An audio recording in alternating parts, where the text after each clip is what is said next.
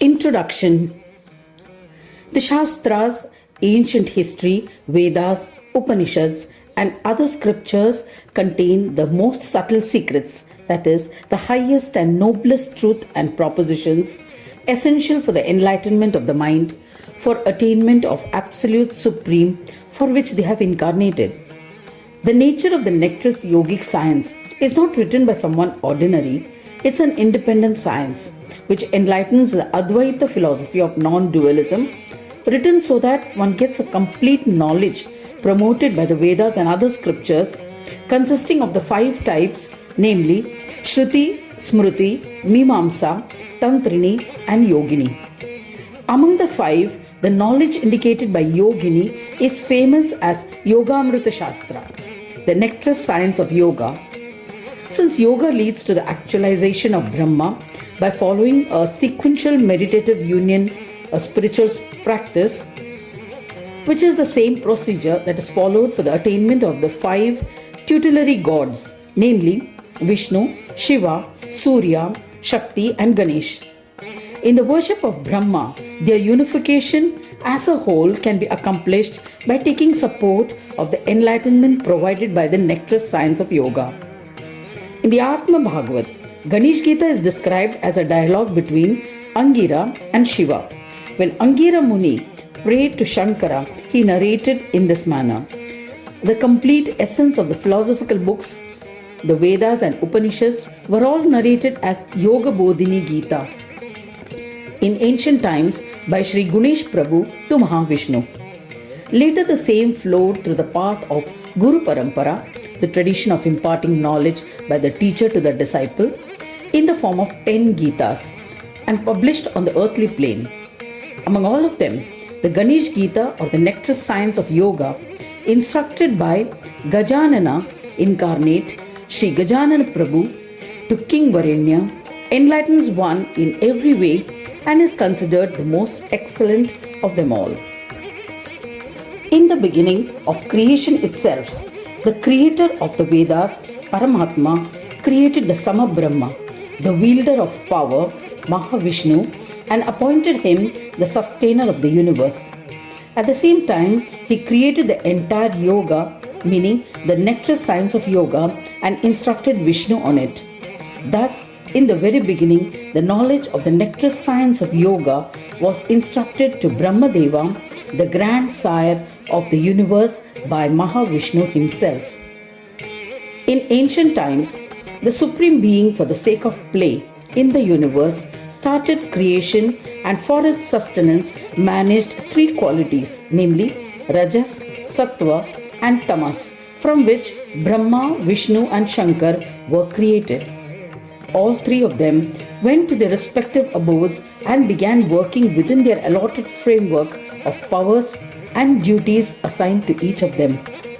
After studying the Vedas and other skills, Brahmadeva realized that yogic peace is required to attain the power of knowledge.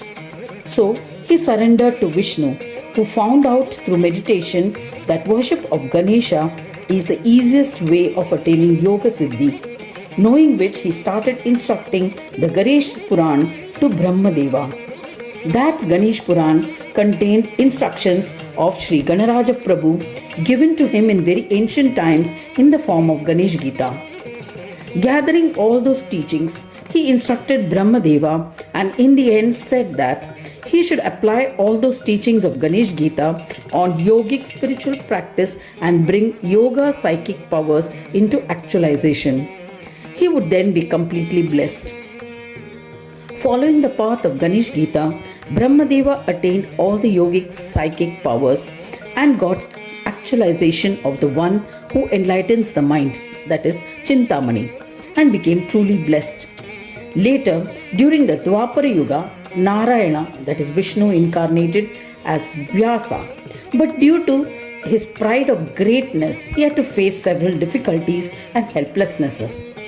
He surrendered to Brahmadeva, who instructed Vyasa with the Ganesh Puran and Ganesh Geeta, because of which he attained all the knowledge and psychic powers and was very grateful. Later, Vyasa imparted this knowledge to Sutta, who passed it on to Shaunaka and other rishis. In this manner, this most ancient knowledge and excellent conversation, which throws light on the complete philosophy of yoga in the form of the nectar science of yoga, became well known everywhere. Thus, from the Lord of Swananda, Ganesh to Sutta, Shaunaka and others, this Gita was passed down through listening and speaking in the Guru Shishya Parampara, the teacher to taught tradition. This will be useful in understanding its meaning. Srimad Yogendracharya Maharaj wanted to bring the complete and thorough knowledge of Sri Ganesh Geeta in an easy way. Therefore, the commentary written by him in Prakriti poetic manner is known as Yogeshwari. The complete work consists of 11 chapters. The instructions related to Purna Yoga philosophy appear only in the Brihadaranyaka Upanishad and Patanjali's Yoga Shastra. The strength of erudition and the powers obtained in silent and non-silent meditative union are necessary before one can become deserving of attaining the position of a Brahmin. This has been asserted in the Upanishad. Based on that, we get the corroborative evidence of the Purna Shanti Yoga, the science of yogic peace, and its Yoga Siddhi, which is beyond union and restraint. This corroborative evidence is not available in any other form of Vedanta philosophy because the entire meaning of the instruction given by the Mahavakya, Tat Tvam Asi, becomes possible only after the actualization of Swasanam. It is achieved by going beyond union and restraint and accomplishing the Siddhi of the science of yogic peace. Its accomplishment means the attainment of Swananda, meditative union. This supreme attainment is extremely difficult as per the most of the books on Vedanta. In front of it, nobody has any say in the matter. The actualization of the glory of Swananda is the silent knowing of yoga of meditative union and the complete experience of being in the superconscious meditative union. Of course, that is not all. Only after supraconscious meditative union and attainment of Shanti meditative union, that is meditative yogic peace, can one go beyond the experience of meditative union. The characteristic of Purna meditative union of enlightenment, is summarized as Balyam cha Pandityam cha Nishidhyaya Muni.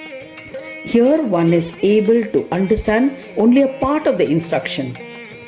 Thereafter, Maunam cha Amaunam cha Nirvidhyat Brahmanaha remains to be accomplished, and the facility for attaining it cannot be found anywhere else. The instruction describes that it is beyond union and restraint in the form of Purna Yoga Shanti, yoga of enlightened peace. Such self-knowing Sanyog, which is the glory of Purna Swananda Sanyoga Yoga, is like a particle and the initial form of Purna Yoga knowledge. Its description appears in the first chapter as instruction about its goals and tools, together with the fourfold kinds of differences. The same tools are used in the second chapter to understand it more clearly. The fourfold forms of the power centers of Swananda are Asat, Sat, Sama and Sahaja.